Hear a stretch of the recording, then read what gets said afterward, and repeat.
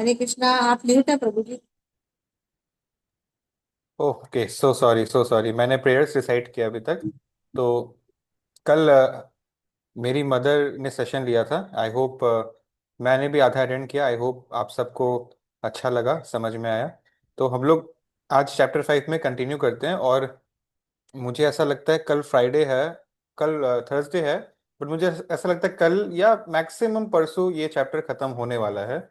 तो जैसा कि हम लोग डिस्कस कर रहे थे कल, मैं भी सुन रहा था कि 600 वर्जन्स है भगवत गीता के उस समय, जब प्रभुपाद अपने गॉड ब्रदर श्रीधर महाराज के साथ प्लान कर रहे थे कि अब तो गॉड मत प्रीचिंग करेगा नहीं, अब हमको ही करना कुछ ना कुछ अपने पर्सनल कैपेसिटी में। तो उन्होंने सबसे पहले गीतोपनिषद का इंट्रोडक्शन लिखा, राइट। तो आई होप आप लोग आज तो का तो दिन खत्म हो गया, कल बचा फ्राइडे रात तक का समय है। आई होप आप लोग थोड़ा बहुत रीड कर रहे हैं इंट्रोडक्शन टू भगवत गीता। अगर आपने कभी नहीं किया तब तो ज़रूरी आपको एक बार देखना चाहिए, गो थ्रू करना ही चाहिए। प्रभुपाद का माइंडसेट हमें समझने को मिलेगा। ये प्रभुपाद का पहला रिटर्न प्रोजेक्ट है, राइट, उनके गुरु के लिखा हुआ पोयम के बाद। तो आगे हम बढ़ते हैं। तो जब 600 लिखा हुआ है तो 601 का क्या जरूरत है? आपके पास इसका जवाब है? एक्चुअली जवाब है, तभी मैं मांग रहा हूँ।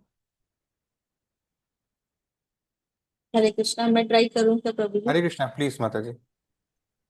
मतलब मुझे जो समझ में आया, कल माता जी ने बताया कि 600 तो ऑलरेडी थे, लेकिन 601वें का जरूरत इसलिए पड़ा क्योंकि प्रभुपाद जो थे वो भगवान के भक्त थे, और उन्होंने अब जो कुछ भी सीखा अपने पूर्ववर्ती आचार्यों से, जो भगवत गीता में लिखा है ना कि हमें परंपरा से ज्ञान लेना चाहिए, तो वो जो भक्ति उन्होंने हमें जो प्रदान करी है, तो एक भक्त ही दूसरे को भक्त बना सकता है, दूसरे के हृदय में भक्ति ट्रांसफर कर सकता है।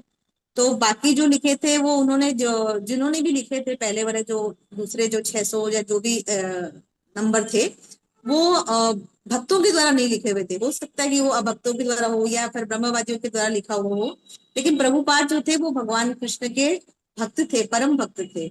और उन्होंने अपने गुरु जो भक्ति सिद्धांत सरस्वती ठाकुर महाराज से जो सुना था, उन्होंने उन्हें सरल भाषा में ट्रांसफर किया, क्योंकि उनकी या तो पहले के जो ग्रंथ थे वो संस्कृत में लिखे हुए थे, या फिर जो उनके गुरु ने लिखा, उनकी इंग्लिश बहुत ज्यादा, उसका स्टैंडर्ड बहुत ज्यादा हाई था। तो उन्होंने उसी चीज को खाली उसकी इंग्लिश की जो भाषा है उसको थोड़ा सरल बना दिया, ताकि साधारण व्यक्ति भी उसे पढ़ के उसे समझ सके, मतलब जो मुझे समझ में आया प्रभु जी।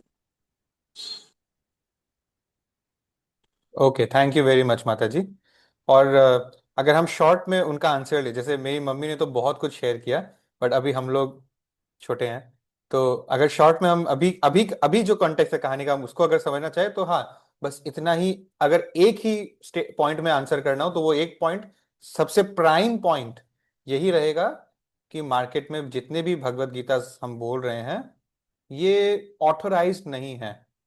क्योंकि गीता का ज्ञान हम खुद से ले नहीं सकते हैं, ट्रायल एंड एरर, एक्सपेरिमेंट्स करके ह्यूमन अपने पर्सनल अकाउंट पे नहीं समझ सकता। तो प्रभुपाद ने अपने गुरु से सीखा, उनके गुरु ने अपने गुरु से सीखा, उनके गुरु ने अपने गुरु से सीखा, ऐसे करते करते चेन कहाँ तक जा रहा है? इस चेन के टॉप में कौन है? कृष्णा, कृष्णा तक जा रहे हैं, और वहां से कृष्णा आई हुई कौन है? है। कृष्णा गीता का क्या लगते हैं? वो तो परम भगवान तो वही है ना सबसे। परम भगवान क्या तेल लेने, वो गीता से उनका क्या लेना देना है? गीता के हीरो खुद वही है, मतलब खुद कि बताए, ठीक खुद है, पहले कृष्णा तो ने ही गीता बोला था। जी खुद हाँ। बताया। अब आया हम लोग सही लाइन पे, ठीक है। तो ये है कारण कि 601 नंबर का हमें एक गीता का इंट्रोडक्शन चाहिए था। अभी गीता नहीं लिखा उन्होंने, अभी सिर्फ इंट्रोडक्शन लिखा है, ठीक है। चलिए, अब नया पार्ट में आते हैं।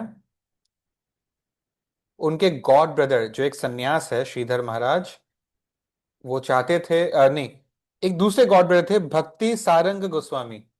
वो अभय का काम से ना सारे सन्यासी इम्प्रेस थे।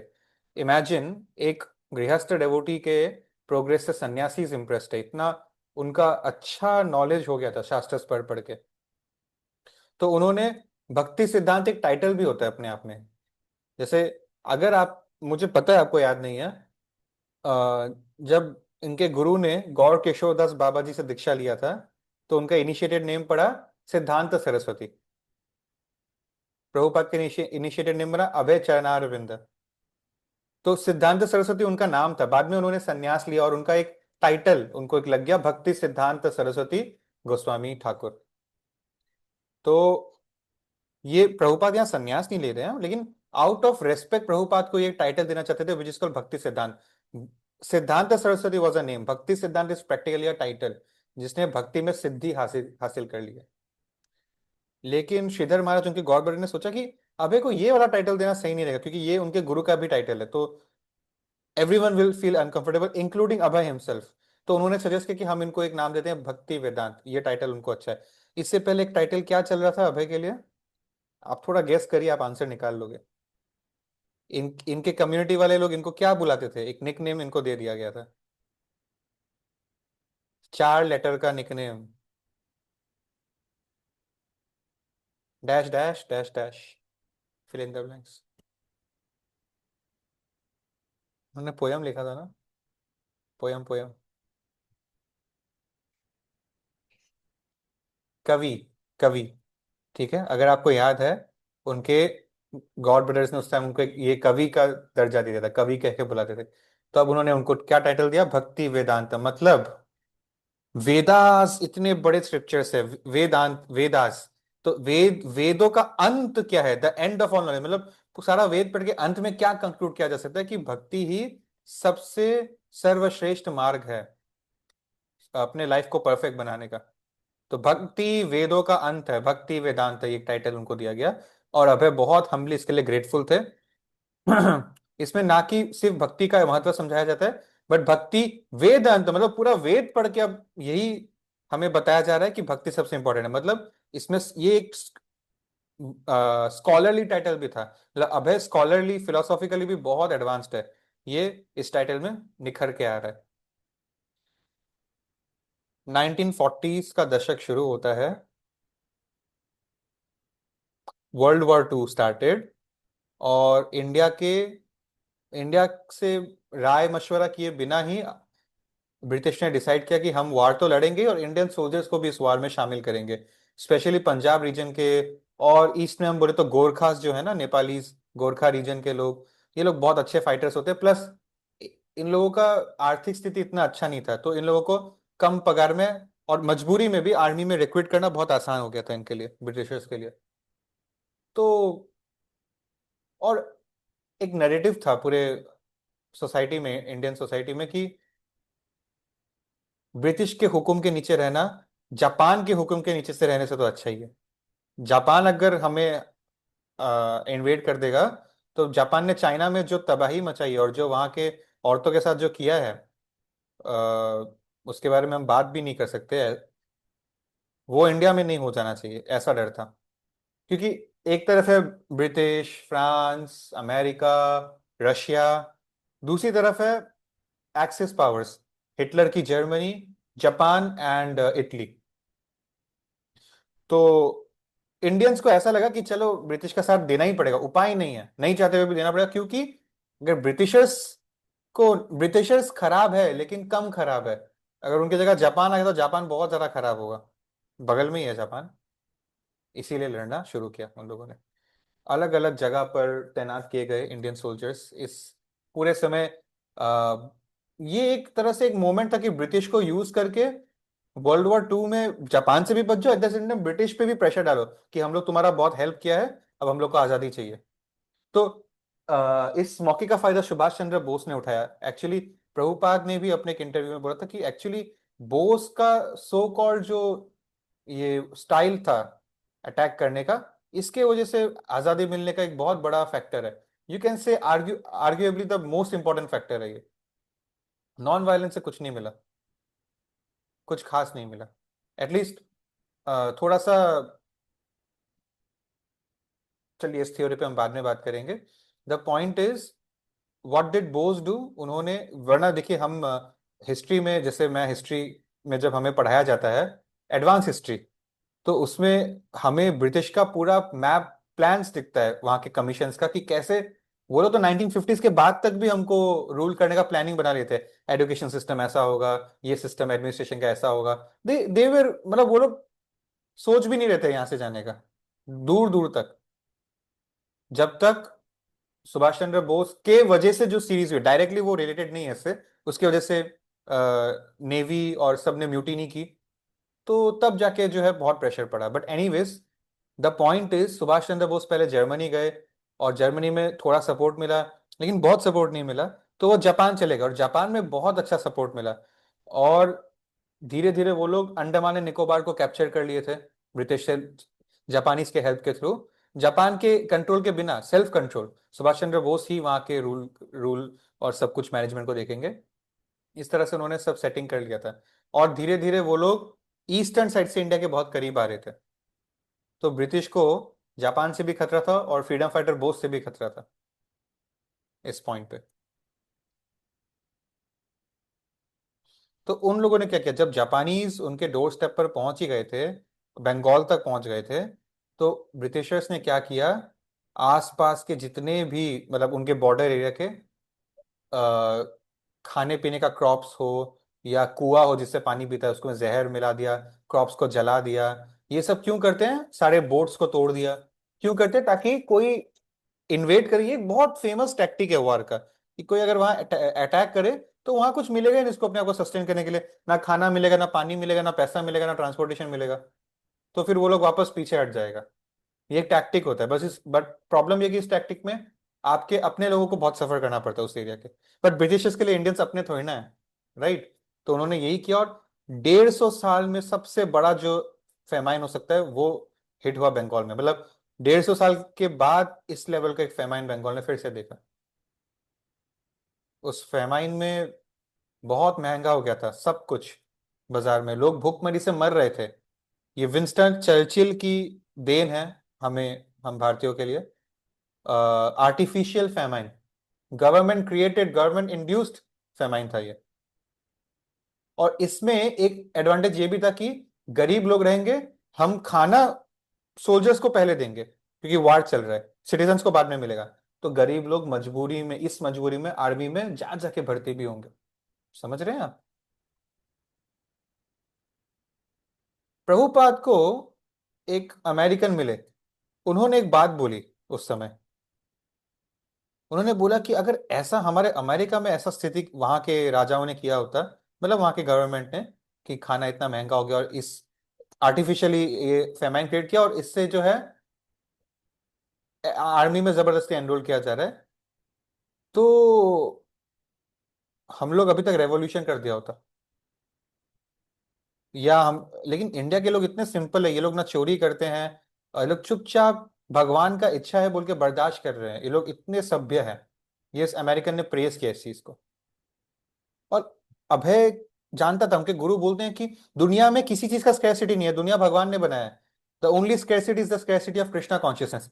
इमेजिन करिए कि हम लोग तो यहाँ, भगवान का जो क्रिएशन है ना, टोटल वर्ल्ड जो है, मैं स्पिरिचुअल वर्ल्ड को मिलाकर बोला, टोटल वर्ल्ड 75% स्पिरिचुअल वर्ल्ड है जहां बर्थ एंड डेथ नहीं होता है, और 25% जहां हम है मेटेरियल संसार, ये हो गया 25% मेटेरियल वर्ल्ड।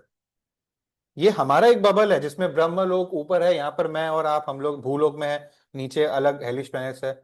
ऐसा बहुत सारा बबल्स है, millions and billions of bubbles है। और तो बहुत, मतलब अनगिनत है, इतना विशाल है ये भगवान का संसार। सिर्फ मेटेरियल संसार की बात कर रहा हूँ, इट्स बियॉन्ड आवर, मतलब अंडरस्टैंडिंग, इतना बड़ा है। तो एक्चुअली क्या बोलते हैं, जैसे ये ऊपर जो रहते हैं 75% स्पेस में, उनको सिटीजन्स बोलते हैं, भगवान के साथ रह रहे हैं। और हम जो 25% जगह पर रहने वाले, हमको क्रिमिनल्स बोलते हैं। एक्चुअली वो सिटीजन्स और हम लोग क्रिमिनल्स है। Not, this is not my wording, we are like prisoners because we are in a prison, prison of birth and death, right. So लेकिन हम लोग अपनी इच्छा से भगवान का संग छोड़कर आए थे, out of lust envy greed whatever. लेकिन आप इमेजिन करिए कि आप बच्चे बड़े हो गए, आपके दो बच्चे, और अब बोलते हैं कि आप, माँ बाप को निकाल दिया घर से, या खुद नए घर में चले गए, माँ बाप को छोड़ दिया। और माँ बाप ने तो, माँ बाप पूरा प्यार करते हैं, उन्होंने उन्होंने सारा प्रॉपर्टी बच्चों को दे दिया, ताकि बच्चे कभी भी किसी चीज का कमी ना हो उनको।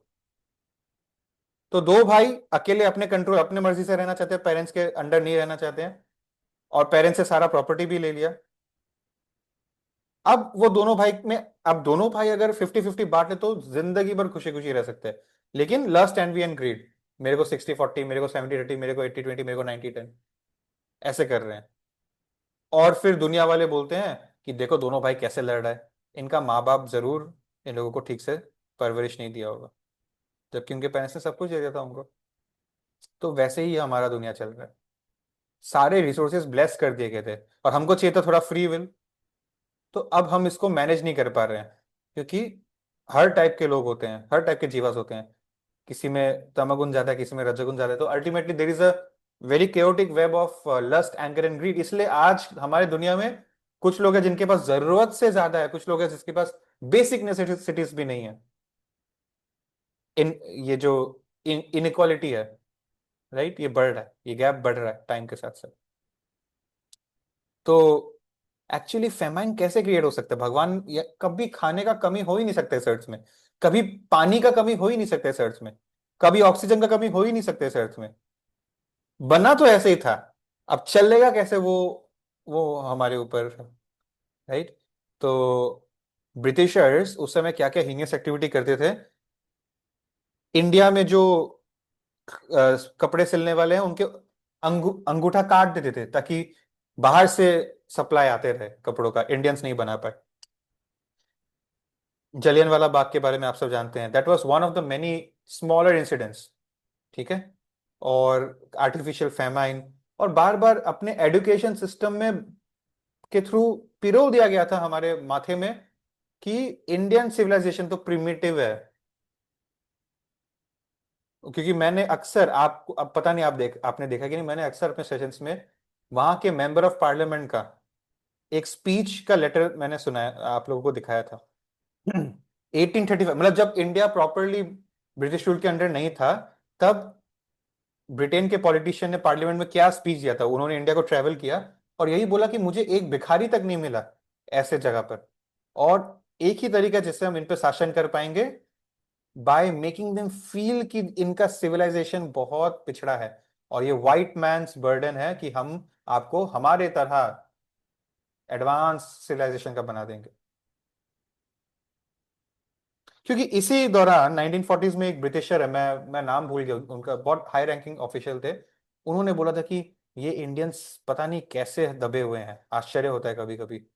अगर सारे इंडियंस मिलकर खड़े हो जाओ, अपने मुट्ठी में थोड़ा सा मिट्टी भी हाथ में लेके हम ब्रिटिशर्स पे फेंक देना, हम सारे गिने चुने ब्रिटिशर्स जो इंडिया में हैं, हम लोग इस मिट्टी के नीचे ही धंस जाएंगे। इतना क्वांटिटी है इन इंडियंस का, इतना ताकत है इनमें, हालांकि ये यूज नहीं कर रहे हैं। और सच बताऊं तो हिंदू मुस्लिम के बीच में उतना भी कॉन्फ्लिक्ट नहीं था जितना ब्रिटिशर्स ने आने के बाद इंस्टिगेट ज्यादा किया है इस चीज को, ताकि हम ऐसे ऐसे ऐसे लड़ते रहे और ऊपर से कोई और हमको चलाते रहे, रियल गेम कोई और खेले। ऐसा नहीं है एक्चुअली। मुगल्स के अंदर बहुत बार्बरिज्म झेला है हमने, बट लड़ने का भी तरीका एक होता है, यू नो। लेकिन जो रायट्स होता है, रायट्स का कोई सोल्यूशन नहीं है। रायट्स आर मीनिंगलेस, दोनों साइड इफेक्ट होता है उससे। और ब्रिटिशर्स का इसमें बहुत बड़ा देन है। ब्रिटिशर्स ने प्रॉपरली जाते जाते भी उन्होंने ही पार्टीशन को सपोर्ट किया। बिकॉज एक्चुअली क्या है, जो भी यहाँ हिस्ट्री का स्टूडेंट है उसको पता होगा, जो हमें मतलब हमें सिखाया गया था हमारे क्लासेस में बहुत अच्छे से, बहुत कुछ डिटेल में, जो हम मतलब बहुत लोग नहीं जानते आज के डेट में। मोहम्मद अली जिन्ना, जो पाकिस्तान का फाउंडर बना, वो आजाद होने के कुछ साल पहले तक कोई जानता भी नहीं था वो कौन है। जो पोलिंग्स होता था कांग्रेस और बाकी पार्टीज के बीच में, Hindu Mahasabha and all the, polling में उसका तो नाम ही नहीं था कहीं, मतलब अननोन पर्सन। कौन है ये भाई, कौन है, कौन ये आदमी। फिर लास्ट में हमारे एक वाइस रॉय है, मैं उनका नाम भूल गया, मे बी माउंट बैटन का कौन था अभी याद नहीं आ रहा, मे बी लिन लिथ गो। तो उन्होंने डिसाइड किया कि अगर हम ऐसे इंडियंस को छोड़ के जाएंगे तो फिर इंडियंस हमेशा याद रखेंगे हमारा प्रॉब्लम्स ब्रिटिशर्स ही था। हमारा जो असली एनिमी ब्रिटिशर्स ही था, आज हम जो भी हैं उनकी वजह से हैं। लेकिन अगर हम लोग दो जन में डिवाइड करके चले जाएंगे तो वो लोग आपस में लड़ते रहेंगे और हम अपना इस पिक्चर से ही बाहर है आज के डेट में। हम लोग का सारा हेटेड पाकिस्तान की तरफ ही है आज की डेट में। क्योंकि उस समय क्या हुआ था, ब्रिटिशर्स एक ऐसा किंगडम था जो कभी वहां रात नहीं होती थी, क्योंकि अगर एक तरफ रात है तो दूसरे एम्पायर में सुबह हुई है उनके दुनिया के किसी दूसरे कोने में। तो ब्रिटिश एम्पायर बहुत बड़ा था, बहुत बड़ा था, इसलिए आज पूरी दुनिया इंग्लिश ही प्राइमरीली बोल रही है। लेकिन वर्ल्ड वॉर टू के बाद धीरे धीरे अमेरिका वो पोजीशन ले रहा था वर्ल्ड पावर का, और ब्रिटिशर्स को पीछे कर रहा था। तो ब्रिटिशर्स ने हर जगह, सिर्फ इंडिया नहीं, जैसे अमेरिका में भी एक देश है, मैं नाम भूल गया, उधर भी उन्होंने दो ट्राइब्स के बीच में बहुत गंदा झगड़ा का सिचुएशन छोड़कर वो गए। तो आज भी उनके बीच में जेनोसाइड चल रहा है, इंडिया से भी बदतर कंडीशन है वहां। और सेम चीज इंडियन सब कॉन्टिनेंट में, उन्होंने देखा मुस्लिम लोग और इंडियन हिंदू लोग के बीच में झगड़ा करवाया जा सकता है, तो अलग अलग देश कर दिया। तो मोहम्मद अली जिन्ना को लिटरली ब्रिटिशर्स ने स्पॉन्सर कर करके इतना ऊंचा बनाया। इनफैक्ट मोहम्मद अली जिन्ना को तो बहुत पाकिस्तानी मुस्लिम्स भी उनका फिलोसफी समझ नहीं पाते थे, उनको लाइक नहीं करते थे। तो it it is a very controversial thing actually. तो ये सब ब्रिटिशर्स की देन है हम हमें। तो द पॉइंट इज, प्रभुपाद यहाँ लास्ट में बोल रहे हैं कि आजादी, अब देखिए प्रभुपाद अपने गुरु से ये चीज सीखे कि आजादी मिलने के बाद भी कुछ खास बदलेगा नहीं हमारा सिचुएशन। कितने सारे कंट्रीज ब्रिटिशर से आजाद हो गए हैं, फिर भी अभी सफर कर रहे हैं, क्योंकि जब तक लीडरशिप कृष्णा कॉन्शियस नहीं होगी, तो गांधी हो या बोस हो, गवर्नमेंट रियल सोल्यूशन नहीं दे पाएंगे हमें, टेम्पररी सोल्यूशन ही दे पाएंगे। Without obedience to the laws of God as expressed by scriptures and sages, governments would only increase human suffering। आज के डेट में यही हो रहा है। राज ऋषि तो चले गए, आ ही नहीं रहे हैं आजकल। जो राजा भी है और ऋषि भी है, जो सेंटली किंग्स हैं, आजकल के राजा बेसिकली चोर डाकू वाला काम ही कर रहे हैं। ठीक है, तो आई थिंक टाइम पार हो गया है। We can discuss the next part tomorrow. Thank you for giving me your valuable time. If anyone has a doubt, they can stay, others can leave. Thank you. Bye bye. Hare Krishna. Srila Prabhupada ki jai. हरे कृष्णा प्रभु। जी। हरे कृष्ण जी। प्रभु, आप उस दिन वो वाली बात complete करने वाले थे ना, थर्ड वर्ल्ड वॉर वाली। हाँ, मुझे समय ही नहीं मिला, मुझे याद है, मैं कल पक्का बताऊंगा। मैंने अपने रिमाइंडर में रख के रखा है इस चीज को। Okay, any other questions? Hare Krishna प्रभु जी। तो हरे। आपने जितना आज बहुत अच्छा से बताया सेकंड वर्ल्ड वॉर में इंडिया का क्या पोजीशन था, क्या स्थिति थी हमारी, या तो इसमें मेरा मेरा एक प्रश्न है कि इसमें गांधी जी का, बहुत लोग गांधी जी के फॉर में और बहुत लोग गांधी जी के अगेंस्ट में भी है। तो मतलब आपके हिसाब से गांधी जी का जो पार्टीशन हुआ या जो भी उस वक्त की परिस्थिति बनी, तो गांधी जी उसके लिए कितने जिम्मेदार थे या जिम्मेदार नहीं थे, मतलब किस चीज के लिए ये मेरा, जिम्मेदार? कि जो पार्टीशन हुआ देश का, हमारे भारत का, इंडिया पाकिस्तान बन आ, गया। जितना मुझे और ध्यान में है माता जी, अगेन मैं वापस बोलूंगा, जितना मुझे ध्यान में है, गांधी जी को नाथूराम गोडसे ने इसलिए नहीं मारा क्योंकि वो बोलते थे कि हिंदू और मुस्लिम में एकता होनी चाहिए। हम्म, वो तो कभी हो भी नहीं पाती, मतलब जैसा हम्म, उस टाइम सर्कमस्टेंस था। It is definitely Krishna consciousness के अंदर सब कुछ पॉसिबल है। चैतन्य महाप्रभु का केस देखेंगे, हमारे जितने गौड़िया वैष्णव आचार्य से कितने लोग तो मुस्लिम फैमिली में बॉर्न हुए हैं। हरिदास ठाकुर मुस्लिम फैमिली में बॉर्न हुए हैं। तो जी। Krishna consciousness is beyond Hindu and Muslim. But हाँ, from a prima facie, from some points of view, we need to safeguard our selves. ठीक है, sometimes attack is for self defence only. तो anyway the point is, जो आप बोल रहे हैं, मुझे यही याद आया कि नाथुराम गोडसे ने इसलिए नहीं मारा क्योंकि वो मुस्लिम से एकता करने बोलते थे। ये सब नैरेटिव, फॉल्स नैरेटिव है। Mahatma Gandhi decided to take a fast कि ईस्ट पाकिस्तान से वेस्ट पाकिस्तान तक एक बड़ा हाईवे कॉरिडोर बनाएंगे। मतलब लिटरली हमारे हम्म, भारत के दोनों साइड में जो पाकिस्तान बने हैं, दोनों को कनेक्ट करने का एक रोड मैप बनेगा। तो हम लोग लिटरली ऐसे बट से जाएंगे। ये कौन करता है ऐसा? क्या हम्म। क्या खा पी के उनको ये आइडिया है, वही जानते हैं। तो मैंने ना, बांग्लादेश से पाकिस्तान का, बांग्लादेश जो एक बांग्लादेश से लेके पाकिस्तान तक का, बांग्लादेश भी हाँ, तो इंडिया के अंदर से। पाकिस्तान का ही पार्ट था ना। हाँ जी, ये तो बहुत बड़ा थ्रेट ही है इंडिया के लिए फ्यूचर में। तो फिर दे डिसाइडेड कि enough is enough, if you don't stop this man, ये तो इंडिया को भी पाकिस्तान बना के छोड़ देगा। So they took the call. सही गलत, we are not here in politics, we are here for Krishna consciousness. So I will hold my opinions, I will hold my urges. Thank you, thank you. Hare Krishna. Hare Krishna. माता जी, महात्मा गांधी के बारे में भी बहुत चर्चा होगी। Prabhupada will give him a letter saying that you will be killed indirectly if you don't stop your political revolutions now. You just take the life of a religious renunciate. अब ये पॉलिटिक्स का world छोड़ दीजिए, but वो letter शायद उन तक कभी पहुंचा नहीं, उन्होंने कभी पढ़ा नहीं, एंड देन कुछ दिन बाद उनका असैसिनेशन हो जाता है. सो महात्मा गांधी के बारे में विल डिस्कस, डोंट वरी. ठीक है. Thank you. हरे कृष्णा. शिला प्रभुपाद की जय.